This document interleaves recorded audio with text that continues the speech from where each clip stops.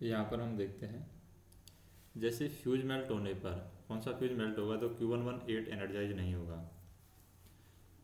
यानी वो फ्यूज ऐसा कौन सा है जिसको मेल्ट होने के बाद में हमारा जो Q118 है वो एनर्जाइज नहीं हो सकता है।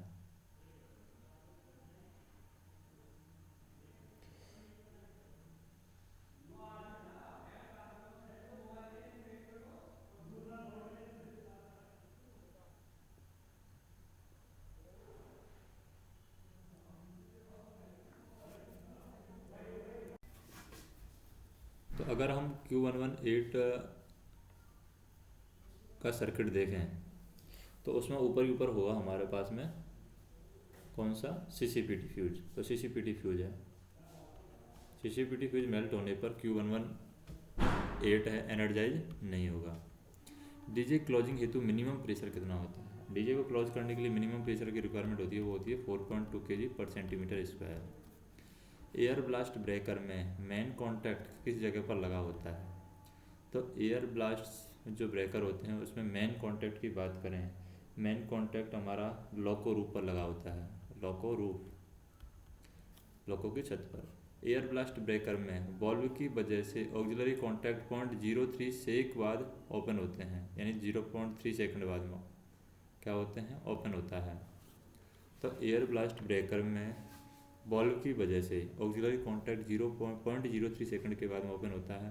तो कौन सा वॉल्व है जिसकी वजह से ऐसा होता है? वो होता है हमारे पास में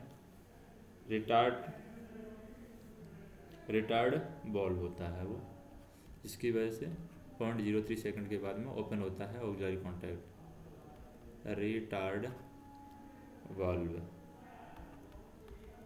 फिर हम देखें डीजे क्लोज करने के लिए सामान्यतः कितने kg पर सेंटीमीटर स्क्वायर प्रेशर आवश्यक है? डीजे क्लोज करने के लिए मिनिमम प्रेशर तो हो गया 4.2, और सामान्य प्रेशर की बात करें तो सामान्य प्रेशर हो गया 6.5 kg पर सेंटीमीटर स्क्वायर, 6.5 kg पर centimetre square. VL DJ close एवं VLR डीजे प्रेस करने पर कौन सी रिले एनर्जाइज होती है? VL DJ VLR DJ press करते हैं डीजे को क्लोज करने के लिए, तो ऐसे टाइम पर कौन सी रिले एनर्जाइज होगी? Q45 रिले एनर्जाइज होती है।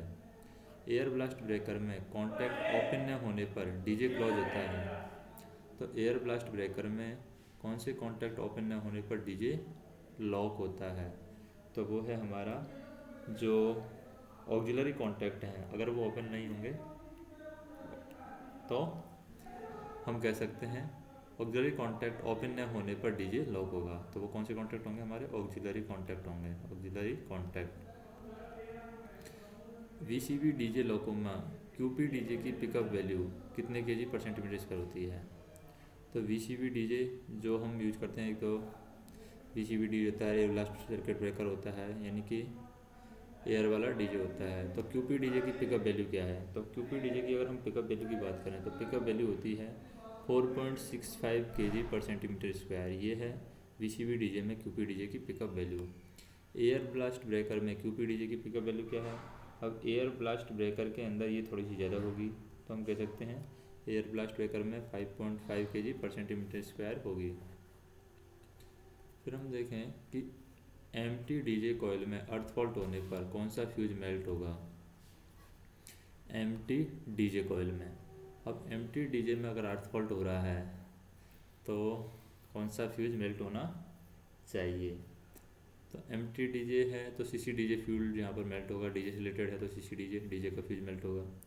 IC डीजे मिलने पर बैटरी वोल्टेज होना चेक करेंगे, तो बैटरी वोल्टेज कितना होना चाहिए? अगर हमें IC डीजे मिल रहा है तो हम देखेंगे कि बैटरी वोल्टेज हमारा 85 वोल्ट होना चेक करेंगे। IC डीजे मिलने पर ER प्रेशर कितना होना चाहिए? अब IC डीजे हमें मिल रहा है तो यानी डीजे का जो लैंप जल रहा है, यानी IC डीजे मिल रहा है, डीजे क्लोज हो रहा है, तो उसके लिए ER का प्रेशर कितना होगा? तो ER का प्रेशर वहाँ पर होगा 6.5 to 8, 6.5 to 8 kg पर सेंटीमीटर स्क्वायर हो सकता है। किसका प्रेशर है? ER का प्रेशर है ये। और यदि VLR डीजे टूट जाता है तो कौन सी रिले का मैनुअल कंट्रोल लेकर के डीजे क्लोज कर सकते हैं? अगर VLR डीजे हमारा टूट गया है तो हम Q45 रिले का मैनुअल कंट्रोल लेकर के क्या कर सकते हैं? डीजे को क्लोज कर सकते हैं। डीजे क्लोज होने पर सिग्नलिंग रिले डीएनर्जाइज होगी। तो कौन सी सिग्नलिंग रिले है जो डीएनर्जाइज होगी? तो जैसे ही हम डीजे क्लोज करेंगे, तो डीजे क्लोज करते ही एक सिग्नलिंग रिले है QB60, ये हमारी क्या हो जाती है? डी एनर्जाइज हो जाती है। तो हम कह सकते हैं डीजे क्लोज करते ही QB60 रिले डी एनर्जाइज हो जाएगी। OHE चले जाने पर कौन सी रिले के डी एनर्जाइज होने के कारण डीजे ट्रिप होता है? जैसे OHE जाती है तो कौन सी रिले डी एनर्जाइज होती है? तो OHE जाते ही OHE का वोल्टेज अगर 17.5 से कम KB से कम या 31 KB से ज़्यादा हो जाता है, तो हमारी जो Q30 रिले है, नो वोल्ट लो वोल्ट रिले Q30, तो Q30 रिले के डी एनर्जाइज होने से डीजे ट्रिप हो जाएगा। फ्यूज मेल्ट रहने पर Q45 एनर्जाइज तथा C118 क्लोज नहीं होगा। तो कौन सा फ्यूज मेल्ट होने पर Q45 एनर्जाइज नहीं होगी? अब Q45 में क्या लगा रहता है? Q45 में अगर हम Q45 का सर्किट देखेंगे तो उसमें पहले CCDJ रहेगा, उसके बाद में VLR DJ वगैरह रहते हैं, एंड में Q45 रहता है। तो इसका मतलब हम कह सकते हैं कि कौन सा फ्यूज है? वो CCDJ फ्यूज है। CCDJ फ्यूज मेल्ट रहने पर क्या होता है? Q45 एनर्जाइज तथा C118 है क्लोज नहीं होगा। रूफ बार टूटी रहने पर डीजे कितने सेकंड के बाद ट्रिप हो जाएगा? अगर रूफ बार टूटा हुआ है तो डीजे हमारा 5.6 सेकंड के बाद में ट्रिप होगा। कितने सेकंड बाद में? 5.6 सेकंड के बाद में। रूफ बार टूटी रहने पर डीजे 5.6 सेकंड के बाद ट्रिप होगा। नेक्स्ट हम देखते हैं, जैसे Q45 के अर्थ फॉल्ट होने पर कौन सा फ्यूज मेल्ट होगा? अगर Q45 में अर्थ फॉल्ट हो गया है, तो अर्थ फॉल्ट हो गया है तो Q45 के ऊपर कौन सा फ्यूज लगा हुआ है? वही मेल्ट होगा। तो यहाँ पर CCDJ फ्यूज है, वो मेल्ट होगा। CCDJ मेल्ट होने पर कॉन्टैक्टर क्लोज नहीं होगा। तो CCDJ मेल्ट होने पर कौन सा कॉन्टैक्टर है वो क्लोज नहीं होगा? तो वो है हमारा C118, ये कॉन्टैक्टर है, क्लोज नहीं होगा अगर CCDJ हमारा मेल्ट हो गया है। नॉइज ट्रिपिंग से बचने के लिए कौन से स्विच को ऑन करेंगे? अगर नॉइज ट्रिपिंग से हमें बचना है तो हम HC105 इस स्विच को हम ऑन कर देंगे, ताकि वो बाईपास हो जाएगा। QBSI 1 और 2 में खराबी होने पर नॉइज पर डीजे ट्रिप हो जाएगा।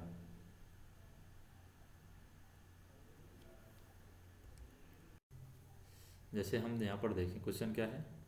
QBSI 1 और 2 में खराबी होने पर कितने नॉच पर डीजे ट्रिप हो जाएगा? तो QBSI 1 और 2 में खराबी होने पर 1 नॉच पर डीजे ट्रिप हो जाएगा। जैसे कि हम देखें यहाँ पर ये सर्किट है हमारा, QBSI 1 और 2 में अगर खराबी है तो यहाँ पर लिखा हुआ है क्या? GR क्लोज ऑन 0, तो यानी कि ग्रेजुएटर 0 पर ही क्लोज होगा। जैसे ही हम 1 नॉच लेंगे, 1 नॉच पर GR 1 हो जाएगा, GR 1 होते ही हमारा डीजे है वो क्या हो जाएगा? ट्रिप हो जाएगा। नेक्स्ट देखें, 1 नॉच पर डीजे ट्रिप हो जाएगा। नेक्स्ट हम देखें, जैसे कि वॉल्व स्टकअप होने पर VCB डीजे लॉक हो जाता है। तो कौन सा बल्ब स्टकअप होने पर VCB डीजे है वो लॉक हो जाता है?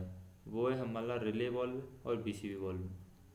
जैसे या तो रिले वॉल्व है वो स्टकअप हो जाए, या फिर हम कहें कि VCB वॉल्व है वो अगर स्टकअप हो जाए। रिले वॉल्व और VCB वॉल्व स्टकअप होने VCB डीजे लॉक हो जाता है। नेक्स्ट हम देखें, प्रोग्राम स्विच का ऑपरेशन की खुली अवस्था में करना चाहिए। तो प्रोग्राम स्विच का ऑपरेशन है वो डीजे की खुली अवस्था में, यानी डीजे ओपन हो तब प्रोग्राम स्विच का ऑपरेशन हमें करना चाहिए। नेक्स्ट हम देखें, डीजे क्लोज करने के लिए GR कहाँ पर होना चाहिए? अगर हमें डीजे क्लोज करना है तो GR है हमारा वो 0 पर होना चाहिए, ग्रेजुएटर 0 पर होना चाहिए, यानी नॉचेज नहीं होनी चाहिए जब डीजे क्लोज करते हैं। तो C106 के NOI में खराबी होने पर डीजे कितने सेकंड के बाद ट्रिप होगा?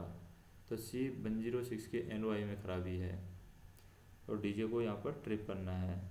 तो C106 के NOI में खराबी है तो डीजे है 6 नॉच पर ट्रिप होगा। जैसे कि हम देखें यहाँ पर C106 कहाँ है? यहाँ पर है। अगर इसमें खराबी है तो ग्रेजुएटर 0 से 5 नॉच तक तो काम कर रहा है, जैसे ही हम 6 नॉच लेंगे तो तो 6 नॉच लेंगे तो यहाँ से सप्लाई जाएगी, लेकिन अगर इसमें ख़राबी है तो 6 नॉच पर डीजे हमारा ट्रिप हो जाएगा। तो इसका मतलब हम कह सकते हैं कि C106 के NOI में ख़राबी होने पर डीजे 6वें नॉच पर ट्रिप हो जाएगा। OHE में टेंशन न रहने पर कितने सेकंड के बाद में डीजे ट्रिप हो जाता है? अगर OHE में टेंशन नहीं है तो हम कह सकते हैं यहाँ पर कि 5.6 सेकंड के बाद में डीजे ट्रिप हो जाएगा। ट्रैक्शन पावर सर्किट में अर्थ फॉल्ट होने पर किस रिले के द्वारा डीजे ट्रिप होगा?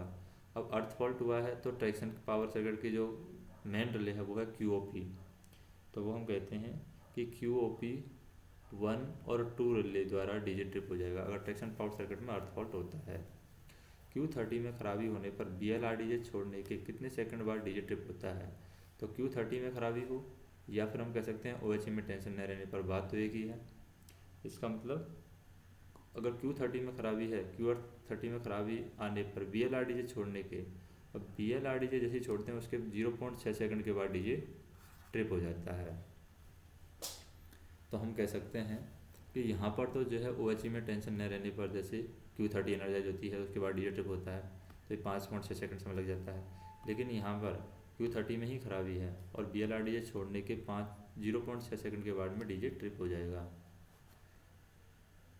नेक्स्ट हम देखें, आर्नो वाले लॉकों में डीजे लॉक में कार्य करने के लिए किस रिले को बेज करना चाहिए? अगर डीजे को लॉक में कार्य करना है आर्नो वाले लॉकों में तो हम कौन सी रिले को बेज करेंगे? Q118 रिले को हम बेज करेंगे। फिर रिले बेज करने पर C105, C106, C107 की चैटरिंग पर ध्यान देना चाहिए। कौन सी रिले है जिसको बेज करने पर इनकी चैटरिंग पर हम ध्यान देंगे? वो है हमारी Q118 रिले, क्योंकि Q118 रिले पर ही ये लगे हुए हैं, C105, C106, C107। तो इनकी चैटरिंग पर ध्यान कब देंगे? जब रिले Q118 को हम बेज कर रहे हैं तभी इनकी चैटरिंग पर ध्यान दिया जाएगा। नेक्स्ट हम देखें, Q44 रिले बेज रहने पर किस रिले को बेज समझेंगे? Q44 रिले बेज है तो Q118 को भी हम बेज समझेंगे। जैसे कि Q44 बेज की है तो हम Q118 को भी यहाँ पर बेज मानेंगे। किस रिले को बेज रहने पर GR पर ध्यान देना चाहिए? कौन सी रिले है जिसको बेज रखेंगे तो GR पर भी हमें ध्यान देना होगा? वो है Q44 relay. Q44 relay beige रहने पर GR पर भी ध्यान देना चाहिए। जैसे कि हम देखें Q44 में 2 बार GR लगा हुआ है, ग्रेजुएटर ओपन ऑन हाफ नॉच पर ग्रेजुएटर ओपन हो जाता है और ग्रेजुएटर क्लोज ऑन 0 नॉच, तो यानी ग्रेजुएटर पर ध्यान देना जरूरी है जब Q44 बेज है। किस रिले के बेज रहने पर UA की नीडल पर ध्यान दिया जाएगा? तो UA की नीडल पर हम ध्यान देंगे वही Q44 के बेज रहने पर हम UA की नीडल पर भी ध्यान देंगे। L प्रकार के VCV में QPDJ प्रेशर ड्रॉप प्रेशर कितना होता है? तो L प्रकार के QPDJ में, L प्रकार का हमारा पास में VCV है, L प्रकार के VCV में QPDJ का ड्रॉप प्रेशर कितना होता है? तो QPDJ का जो ड्रॉप प्रेशर होता है वो होता है 3.8 kg/cm²। ये होता है QPDJ का ड्रॉप प्रेशर किसमें? L प्रकार की VCV में। VCV का कैलिब्रेशन कितने एम्पियर का होता है? तो हम बात कर रहे हैं VCV का कैलिब्रेशन। VCV का कैलिब्रेशन कितने एम्पियर का होता है? तो VCV का जो कैलिब्रेशन है वो 600 एम्पियर का होता है VCV का कैलिब्रेशन। फिर है कि OHE वोल्टेज कितने किलोवाट से कम होने पर डीजे ट्रिप हो जाता है? तो OHE का वोल्टेज अगर हमारा किससे कम है? 17.5 kV से कम है तो डीजे हमारा ट्रिप हो जाएगा, या 31 kV से ज़्यादा हो गया तो भी डीजे ट्रिप हो जाता है। QPDJ का नॉर्मली ओपन इंटरलॉक किस ब्रांच पर लगाया जाता है? तो QPDJ का जो नॉर्मली इंटरलॉक है, ओपन इंटरलॉक, वो हम लगाते हैं VCV की ब्रांच पर या MTDJ की ब्रांच पर। जैसे कि हम देखें, जैसे ये है हमारा नॉर्मली इंटरलॉक है QPDJ का, तो इसको कौन सी ब्रांच पर लगाया हुआ है? VCV की ब्रांच पर लगाया हुआ है। नेक्स्ट देख रहे हैं, जैसे डीजे ट्रिप होने के बाद में Q45 रिले पिकअप नहीं होती है तब कौन सा फ्यूज मेल्ट हुआ है? अब डीजे ट्रिप होने के बाद में अगर Q45 पिकअप नहीं हो रही है तो Q45 पर कौन सा मेल्ट फ्यूज लगा होता है? CCDJ। तो CCDJ फ्यूज मेल्ट होगा। जैसे कि हम बात करें ये Q45 है इस पर CCDJ फ्यूज लगा हुआ है। तो Q45 में अगर कुछ प्रॉब्लम आ रही है तो CCDJ फ्यूज मेल्ट हुआ है, ये ध्यान रखना है। यानी डीजे ट्रिप होने के बाद Q45 रिले पिकअप नहीं होती है तो CCDJ फ्यूज मेल्ट हुआ है। डीजे लॉक होने पर LSDJ के अलावा कौन सा लैंप भी बुझा रहेगा? तो डीजे जब लॉक होता है तो LSDJ के अलावा एक और लैंप यहाँ पर बुझा रहता है, उस लैंप का नाम है LSB। LSB लैंप भी बुझा रहता है जब डीजे लॉक होता है। Q118 रिले बेस करने पर यदि MP0 करने पर भी अगर GR 0 पर नहीं आता है तो चालक को कौन सा स्विच ऑफ करना चाहिए? तब चालक यहाँ पर VLDJ स्विच को ऑफ करेगा। किसको ऑफ करेगा? VLDJ को। यानी Q118 रिले बेस रहने पर भी यदि MP0 करने पर भी अगर GR 0 पर नहीं आता है तो चालक VLDJ स्विच को ऑफ करना पड़ेगा।